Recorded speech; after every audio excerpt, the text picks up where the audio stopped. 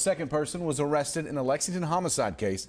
Now an attorney from one of the suspects is raising questions about police procedures. WKYT's Lucy Cole has been following this case for us, and she was at the courthouse this morning. Lucy has our top story.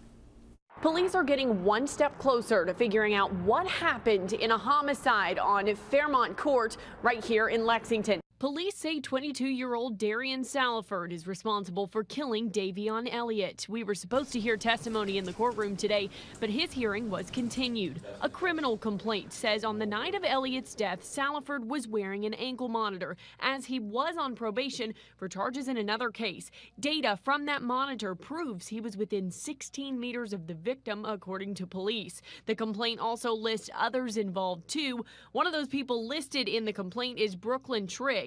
Trigg was charged with complicity to murder and evidence tampering and taken into custody after a Bluegrass Crime Stoppers Facebook post was made. Trigg's attorney Daniel Whitley criticized Lexington police for making it after he and Trigg already contacted police and she was on her way to turn herself in. We reached out to the authorities. We tried to figure out who the prosecutor was on the case, who the detective was on the case. And in fact, I was in trial and she was ended up sitting in the hallway during my trial. So she was at the courthouse and self-surrendered to the sheriffs. So I think it's also disingenuous to say the police arrested her. They didn't. She self-surrendered.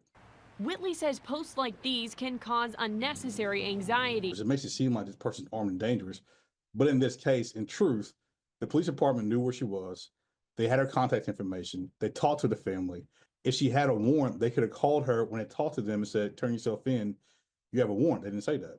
In Lexington, I'm Lucy Cole, WKYT.